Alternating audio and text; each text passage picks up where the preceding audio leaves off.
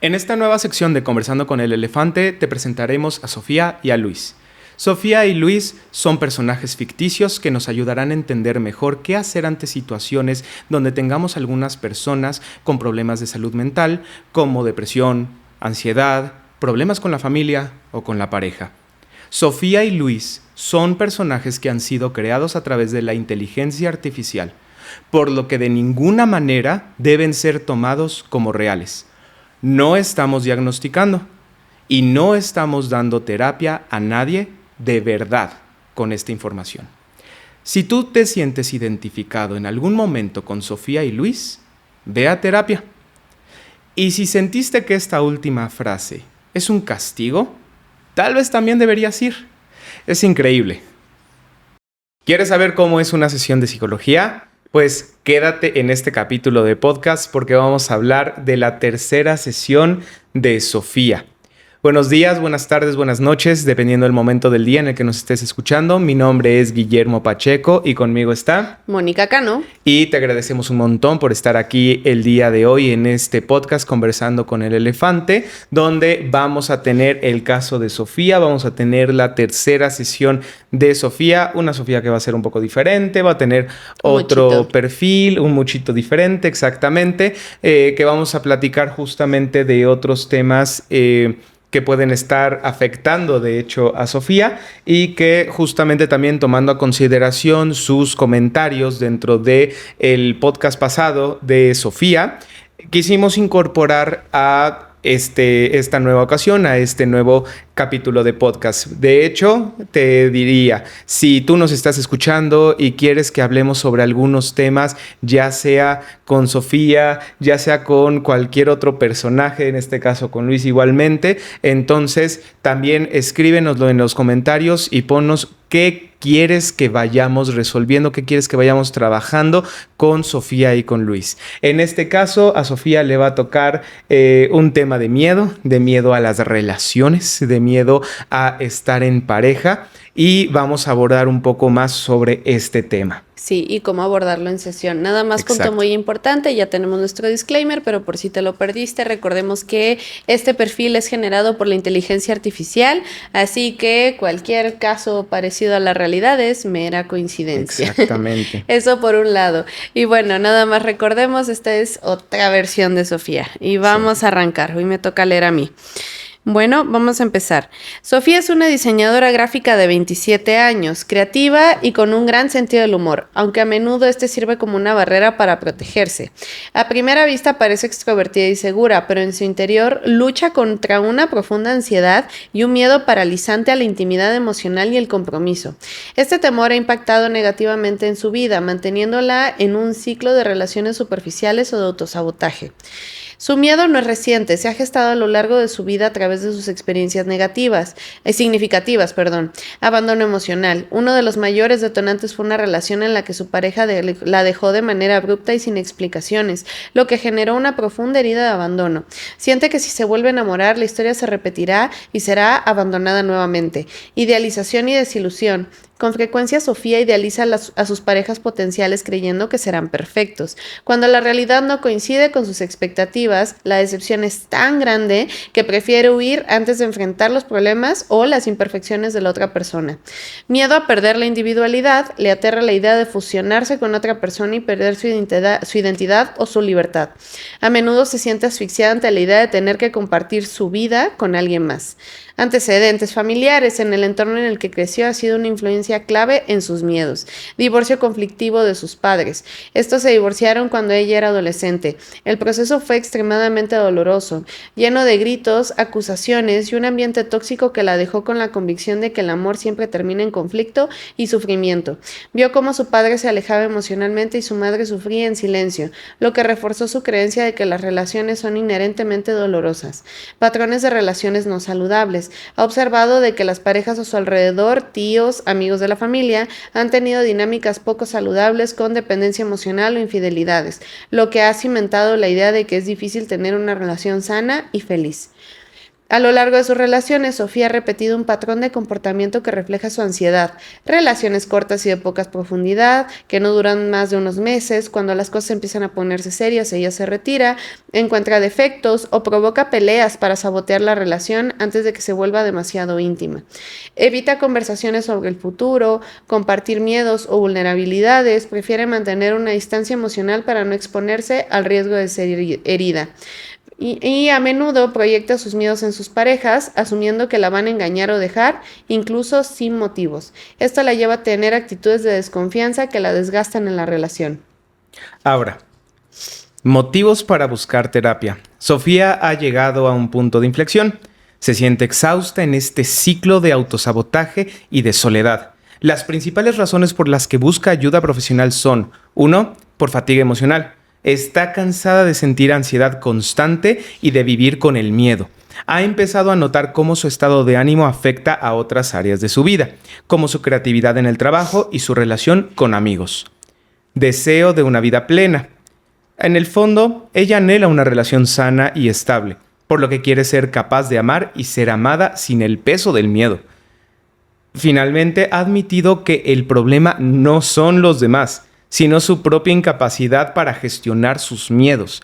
Se ha dado cuenta de que, si no cambia, seguirá repitiendo los mismos errores. Más allá de sus luchas, Sofía tiene un fuerte deseo de crecer y prosperar. Le apasiona su trabajo como diseñadora gráfica y aspira a montar su propio estudio. Su creatividad es una vía de escape y una fuente de validación personal. Ella adora viajar y conocer nuevas culturas, ve el mundo como una oportunidad para expandir su mente y salir de su zona de confort, algo que también busca en su vida personal.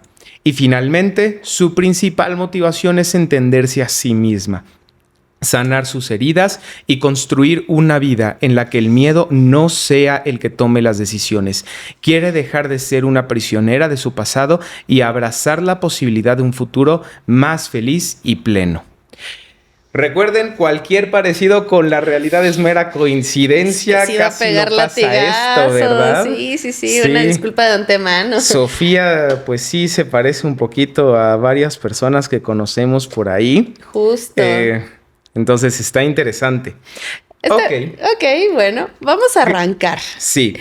Aquí sí que... ¿Con qué empezarías? Ahora sí que ¿con qué quieres empezar? ¿Qué crees tú que es lo que está pasando? ¿Qué crees tú que es lo que está ocurriendo? ¿Quieres explicar un poquito por qué está haciendo lo que está haciendo Sofía? ¿Por dónde quieres empezar? Súper explicado para mí en mi mente psicológica. Déjame ver si te lo logro aterrizar así chingona como lo estoy visualizando. Ok. Aquí de entrada ya tenemos una gran ventaja y lo que yo le diría a esta paciente es, ya identificaste que tú eres el problema, ya. Me ahorraste 12, 3 sesiones contigo. Esto, de hecho, dentro de terapia hay diferentes etapas de cambio en la teoría de Prochaska cuando estamos hablando de adicciones. Una de ellas, de hecho, la primera de todas es la precontemplación, cuando ni siquiera tenemos idea o más bien estamos en negación de que esto no es un problema. Entonces, cuando ella ya está en la contemplación y lista para el cambio, casi en este caso, es donde ya nos ahorramos un paso importante. Entonces, yo desde ahí diría, con Sofía, en este caso particular, esto ya es un acierto. Claro. Ahora, su pasado, ahí sí psicológicamente hablando, está perfectamente explicado. De hecho, esto es algo exageradamente común que veo en terapia, pues si todas las relaciones a mi alrededor son un caos, entonces el amor no existe, eso es una falacia. Tristemente, lo que siempre les digo es, pues si estás sumergido en un entorno de violencia, no significa que todo el mundo sea violento. Claro. Que no conozcas otra cosa es completamente diferente. Y es bien chistoso porque casi me retan en la terapia de, pues es que a ver, ¿a quién conoces? Claro, sí, totalmente. Sí. De hecho, yo inclusive te preguntaría a ti ahorita, voltea a ver tu entorno y revisa. ¿Cuántos divorcios, cuántas separaciones, cuántas relaciones a tu alrededor no estás escuchando constantemente que se pelean, que regresan, que se dejan, que se regresan, que se dejan constantemente, que incluso tienen que tener a lo mejor tus amigas, tienen estas pláticas de café donde constantemente se están mencionando como cómo se pelearon, cómo se molestan con la pareja? Es muy común esto. Yo pensaría ahorita, se me vinieron a la mente las salas de despecho. Sí. Ahorita que está tan de moda estas salas de despecho, Está cañón. Sí, eso por un lado, por otro.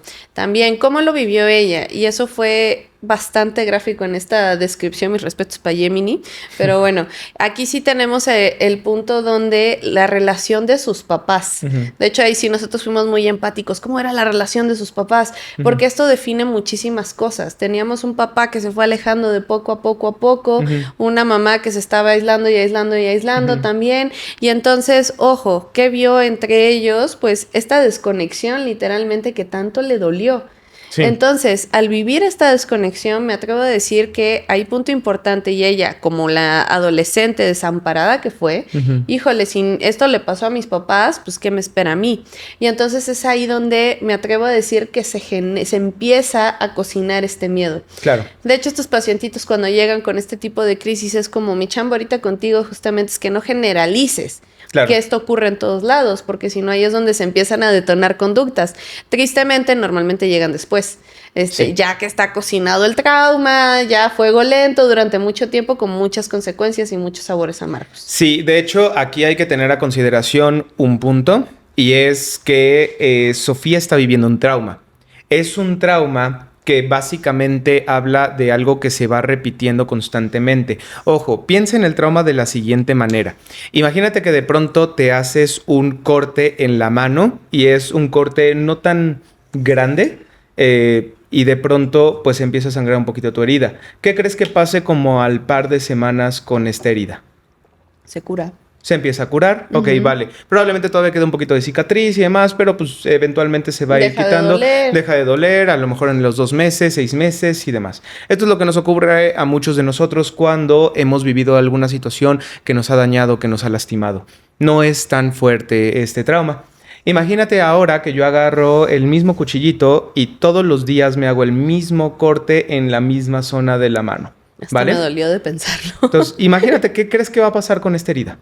No, pues se va a terminar infectando, nunca va a sanar, inflamadísimo, supurando, casi me lo imaginé. Esto es exactamente lo que le puede estar ocurriendo también a Sofía, que todas las veces está viviendo este tipo de situaciones desagradables. Ahora, pero probablemente también tenga que ver con un tercer tipo de trauma. Imagínate que ahora agarro algo más filoso, más fuerte, lo entierro y le doy todo, ¿vale? ¿Qué crees que pase con mi mano? No, pues te quedas sin mano. A lo mejor me quedo sin mano, o a lo mejor pierdo la sensibilidad, o a lo mejor pues termino ya no pudiendo movilizar la mano. Esto es lo que a muchos de nosotros nos pasa cuando vivimos un trauma mucho más fuerte, que es el que también le ocurrió a Sofía en este caso. Fue una pareja que de pronto la dejó abruptamente. Esa pareja provocó este tipo de trauma. Y este tipo de trauma, a su vez, también empieza a reactivar otros como el del abandono o como el de el alejamiento, por ejemplo, en este caso, del papá. Y aquí hay 2 abandonos también probablemente. El primero es el del papá en el divorcio, ¿vale? Pero el segundo es el de la mamá. Cuando el papá se va, la mamá se aísla.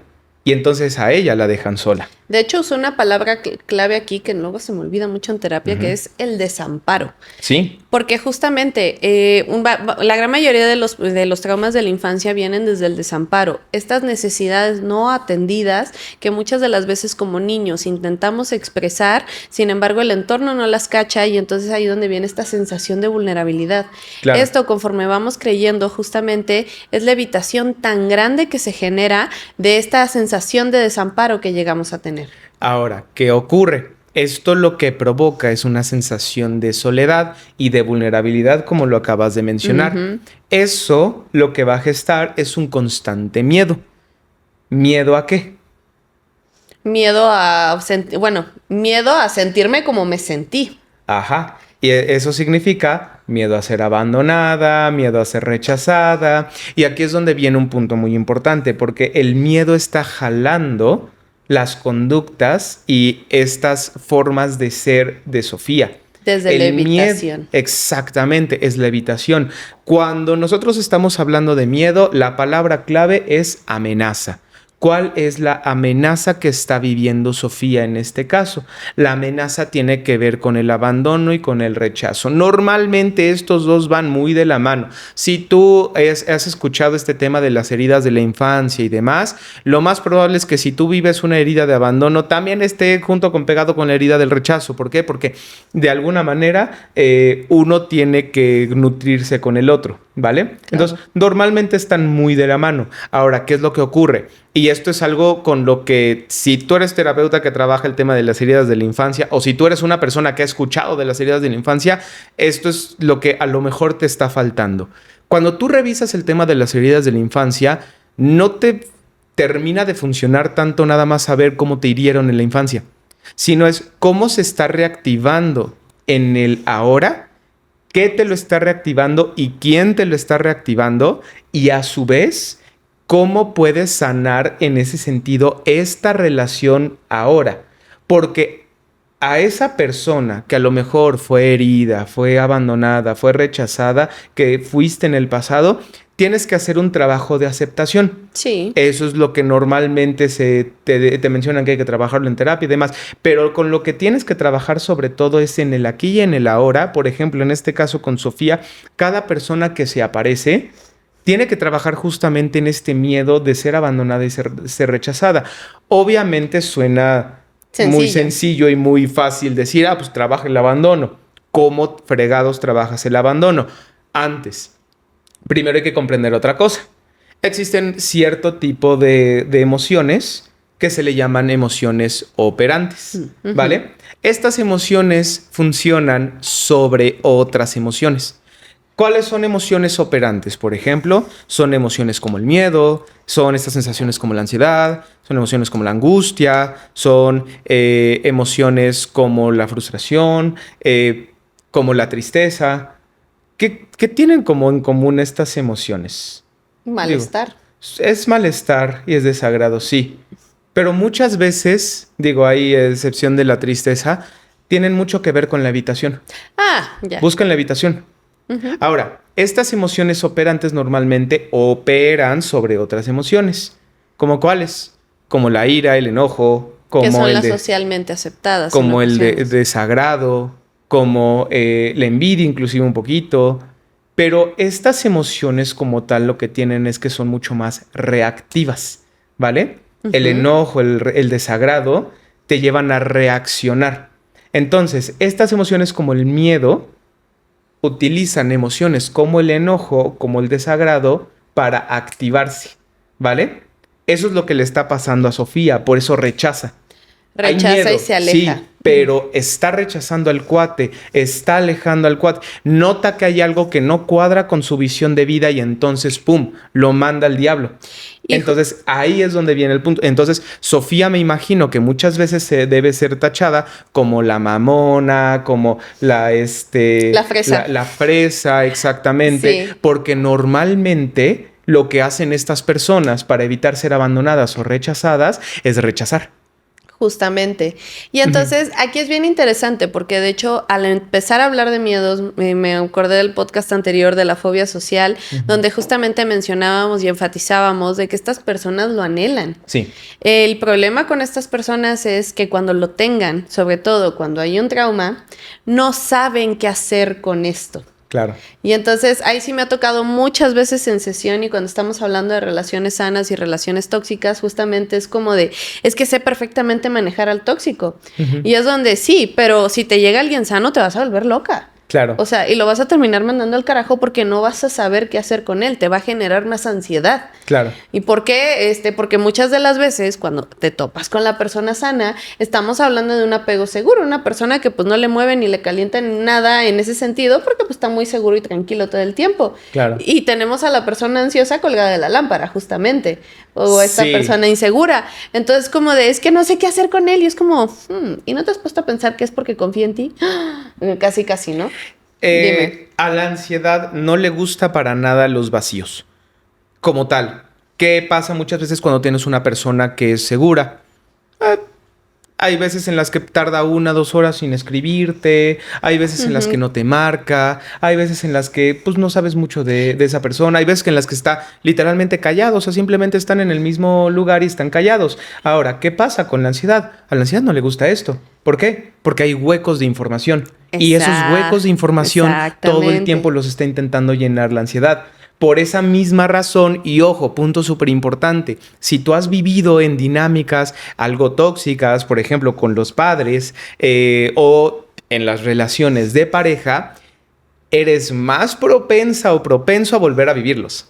¿Por qué? Vas hacia lo que conoces. Vas hacia lo que conoces y normalmente en este tipo de dinámicas, ya sea con los padres, ya sea con las parejas, lo que pasa es que esos vacíos no están. Es decir, es súper explícito, son súper cargados de emociones, todo el tiempo se están reclamando, se están diciendo, dobles mensajes constantemente. Exactamente, todo el tiempo hay dobles mensajes y todo el tiempo la mente tiene que estar trabajando. Todo el tiempo la maquinita aquí arriba está trabajando. Entonces, por esa misma razón, muchas veces te terminas anclando con las personas tóxicas y es como, y ya dejé al tóxico 1 y resulta ser que me fui con el tóxico 2. Sí, porque tiene patrones conductuales que te están agradando porque son conocidos, no porque te guste eso. Y llenas esos vacíos que está mencionando el psicólogo de ansiedad, básicamente. Exactamente. No es que te guste, es que te es conocido.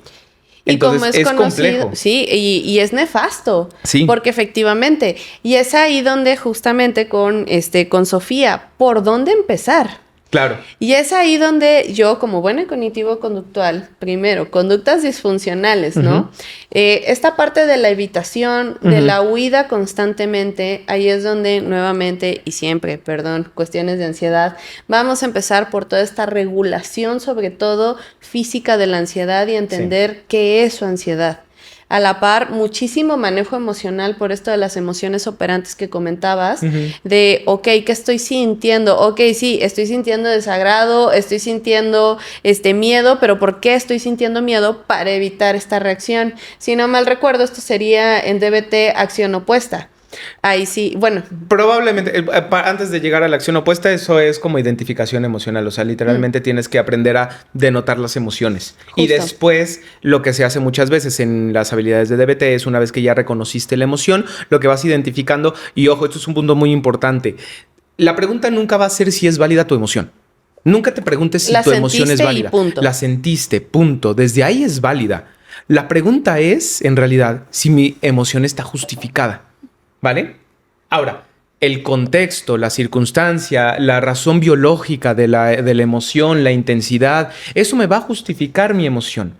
Por ejemplo, en el caso de Sofía, oye, tengo miedo porque... No me ha hablado. Porque no me ha hablado, porque no me ha buscado, pero no tengo razones como tal. El contexto no me ha dado razones para tener miedo, para pensar que me va a abandonar, pensar que me va a dejar. Normalmente me va avisando, oye, entré a trabajar, estoy en una junta, etcétera, entonces no te va a marcar por las próximas 2 horas, pero ¿no será que sí se fue a algún otro lado? Ahí es donde tu emoción tal vez con el contexto ya no está tan justificada y es donde tienes que ir reconociendo justamente qué emoción te lo está provocando y sobre todo si no es desde... cognitivo-conductual, una distorsión cognitiva, desde otros esquemas es si está justificada o no tu emoción simplemente. Sí, entonces, claro. Va mucho desde ahí. A partir de ello, ya después empiezas a trabajar acción opuesta, que te voy a ser honesto, es un recurso mucho más complejo de lo que... suena. De lo que suena, porque suena muy, muy sencillo, así como de... haz lo contrario. Nada más haz lo contrario. No, sino tiene que ver con otros elementos. Aquí justamente, ahorita mencionabas algo muy importante y es el tema de las conductas que están siendo problema para Sofía. Yo lo primero que revisaría, número 1, es la comprensión emocional, la regulación emocional, estrategias para ansiedad, etcétera. Bien, pero sobre todo también empezaría a reconocer probablemente cuáles son las conductas problema. Okay. Es decir, ¿qué conductas está teniendo Sofía que están siendo un problema? Por ejemplo, cuando conoces a un chico, lo primero que haces es que ya te entregas por completo o lo contrario, empiezas a idealizar al chico. Vale, ¿qué te lleva a idealizar al chico? Eso puede ser como tal la conducta problema, que estás pensando en el ideal. Entonces, trabajemos con eso. Y de ahí justamente es donde empezamos a evaluar todas estas creencias y es donde entramos en una fase que en ocasiones quizá un poquito tediosa de la terapia como tal, la psicoeducación. Sí. Porque qué percepción justamente tiene Sofía de las relaciones, y estamos hablando de todas las relaciones son tóxicas. Y entonces es como, no, mi ciela, esto ya se llama generalización, hablando justamente de las distorsiones cognitivas y de cómo interpretamos las situaciones que van ocurriendo. Entonces con ella tiene que haber una psicoeducación muy constante y constante y constante para que ella vaya redefiniendo justamente cómo son las relaciones. Sí, ¿qué es lo que ha hecho Sofía hasta este momento? Lo que ha hecho Sofía como tal es trae a su Pepe Grillo, ándale, que más bien es como Pepe Chapulín en este caso, y todo el tiempo le está hablando, todo el tiempo le está hablando y todo el tiempo le está diciendo las relaciones son tóxicas y te van a dejar y todo va a ser como tus papás y todo el tiempo está aquí, ¿vale? Entonces, Sofía lo que tiene son conductas problema, ¿vale? Lo que uno tiene que empezar a hacer con esto que mencionas de la psicoeducación es este Pepe Chapulín, yo tengo que convertirme en su Pepe Grillo que empiece a hablar ahí en su cabeza, ¿vale? No todo el tiempo es cierto, verifica los hechos, revisa si sí, realmente te está poniendo el cuerno, realmente se está yendo. ¿Qué evidencia tienes de estos pensamientos? Y entonces todo el tiempo estar confrontando con este Pepe Chapulín, ¿vale? Una vez que tú empiezas a hacer una especie de confrontación aquí en la cabeza, lo que necesita hacer este Pepe Grillo es ser mucho más funcional que Pepe Chapulín. Claro. Lo que hace Pepe Chapulín como tal es evita. Vete ahora. Exactamente. Y entonces le lleva a no tener relaciones de pareja muy efectivas. Lo que tú tienes que hacer como Pepe Grillo, en este caso, es ayudarle a quedarse y sostenerse ahí y sobre todo, punto súper importante, identificar si realmente es tóxico o no. Es decir, no que yo crea que lo es evidencia. Corroborar. Corrobora que el cuate realmente es un hijo de su Pink Floyd. Sí, no, o sea, eso es lo que tienes que hacer. Aquí para esto justamente, y ahorita que lo mencionabas, con ella se trabajaría muchísimo técnicas de defusión cognitiva, que esto ya es de terapia de aceptación y compromiso. O desde la cognitivo-conductual yo lo manejaría mucho en identificar todos estos pensamientos automáticos, básicamente, pero como pensamientos automáticos detonados por situaciones anteriores muy específicas. Sí. Eso por un lado, y por otro, ahí sí, esta parte de la difusión, pero también muchas pruebas de realidad. Claro. Irle exponiendo a sus miedos. Ok, ahora sí que Pepe Chapulín ya me dijo esto, Pepe Grillo ya me dice que la situación está bien, y entonces, ¿ahora qué hago? Tengo que comprobar quién tiene razón. Claro. Y entonces es ahí donde justamente vienen todas estas técnicas de, oye, pues mándale un mensajito muy tranquilo y pregúntale si todo bien. A lo mejor ya está ocupado. Oye, ¿estabas ocupado en el trabajo? Sí, voy saliendo de junta. ¿Qué necesitas, mi amor? ¿Quieres ir a cenar? O sea, porque esto es algo muy común que les pasa. Y es súper común que cuando pones a los consultantes a revisar eso, es como de, sí salió. O sea, salió mejor de lo que esperaba. Sí, Alguna vez tuve la fortuna en que me pasó dentro de la consulta. Llevaba un ratote platicando de todo esto, de una situación en específico. Y al final, oye, es que tengo un mensaje. No manches, se está disculpando. Y yo, ¿ya ves? ¿Ya ves? Razón. Sí, justamente. Entonces, estas pruebas de realidad constante, obviamente, pero bajando el nivel de activación y el miedo un poquito para que la persona esté lista para poder exponerse a la realidad junto con las estrategias para poder manejar. Esto a grosso modo, de hecho, me atrevo a decir que sería como la línea base más importante de la terapia de Sofía. Ahí sí, ir trabajando constantemente las creencias y que pueda aprender a resolver los conflictos. Obviamente aquí esto es a grosso modo, pero es donde tenemos que empezar a desglosar justamente ¿y cómo se resuelven conflictos? ¿Y cómo se hablan? Otro punto también muy importante, que ese sí sería, me atrevo a decir, una súper mega traba, el aprender a vulnerarse en pareja. Sí. Esto es algo que bien difícil dentro de la terapia. Híjole, ya te dimos cuerda. Ahí bien difícil con la terapia porque es como de, o sea, ¿cómo? Mi pareja, yo decirle que me siento mal, no. Es como de, mi estimada, prueba de realidad. Si ya te dio todas las bases, ¿por qué tu pareja tendría que atacarte? Porque muchas de las veces, de hecho esto es lo que más mencionan en terapia tristemente, que la pareja es de la que más me tengo que defender. Y en el caso de Sofía, efectivamente, siempre se está defendiendo y defendiendo y defendiendo y dándoles estocada antes de que a ellos se la den para sentir un poco el control. Sí, aquí estás lidiando con dos temas. Ya hablamos del tema de trauma. Aquí hay otro tema justamente que normalmente escuchas en casi todos lados de si estás viendo temas de psicología en redes sociales, que son los estilos de apego. Es altamente probable, altamente, no puedo asegurar nada porque, pues, número uno, Sofía no existe, número dos, no tengo información suficiente. Es altamente probable que Sofía haya tenido un estilo de apego o ansioso o desorganizado. ¿Por qué? Porque en ese sentido, lo que está viviendo Sofía como tal es, si te tengo aquí no me siento mejor y tampoco si te vas. Eso lo hace un estilo de apego desorganizado en la infancia, ¿vale? Que se transforma para que en la adultez sea lo que le llamamos un estilo de apego ansioso. Generalmente los estilos de apego ansioso tienen ideas contradictorias del amor en sus vidas adultas. Por ejemplo, está la idealización de la pareja y es el amor tiene que ser tan grande y esta persona tiene que ser increíble y el amor todo lo puede, y por el otro lado es, pero ¿cómo voy a perder mi individualidad? ¿Cómo vamos a estar los dos como muéganos? ¿Y cómo vamos a, tú me vas a hacer perderme de mí misma? Entonces todo el tiempo hay ideas contradictorias, del amor. Entonces es algo con lo que justamente ahorita que estabas mencionando eso, uno tiene que trabajar. ¿Desde dónde? Desde aprender a ser vulnerable, pero también aprender a establecer un poco mejor los límites. Es decir, tú no te permites ser vulnerable con una persona desde la primera semana o el primer mes. Hace no mucho, platicando con una amiga, mencionaba, oye, apenas estoy saliendo con un cuate, pero todavía no termino de confiar en él. Y pues es que no es momento para que termines de confiar en él. O sea, llevas un mes saliendo con él. Claro que no es momento. Sí, porque tendrías que confiar en él. Tienes que aprender a vulnerarte posteriormente, pero no es de ya. Entonces, eso es lo primero. Lo segundo, algo que nos hicieron un comentario justamente en YouTube y que queríamos retomar. Ojo, porque esto es algo que pasa con parejas, con familia, pero también los terapeutas podemos llegar a hacerlo, y eso es importante. Y es llegar a invalidar a los demás. Si tienes un terapeuta, por ejemplo, que te dice, no, mija, no, todo está en tu cabeza, todo está en tu mente, tú estás equivocada.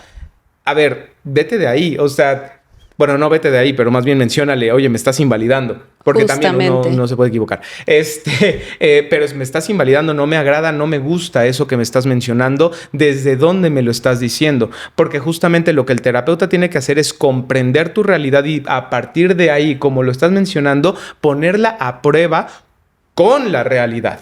Es decir, tú no te sientes cómoda, no te sientes bien, no te sientes en confianza con las personas, pero la pregunta es, ¿debieses sentirte en confianza o no?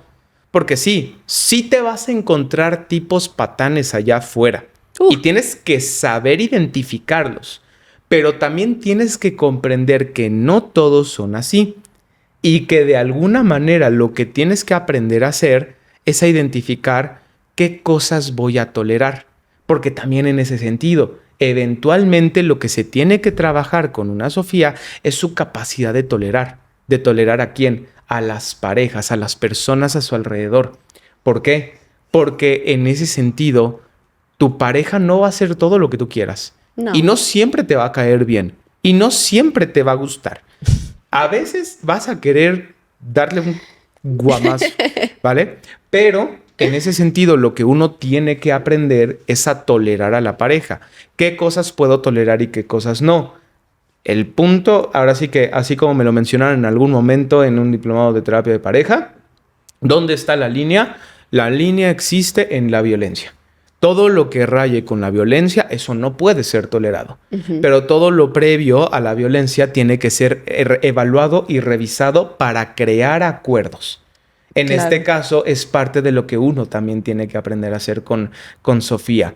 permitirte vulnerarte hasta después de cierto punto, permitirte tolerar un poco a las parejas y al mismo tiempo ir reduciendo las sensaciones de ansiedad, el miedo del que estábamos hablando, mucha psicoeducación para todo esto. En este caso particular. Exactamente. Y también en ese sentido, que ella también vaya identificando y reconociendo un apartado muy importante, y es esa diferencia entre el miedo y la intuición.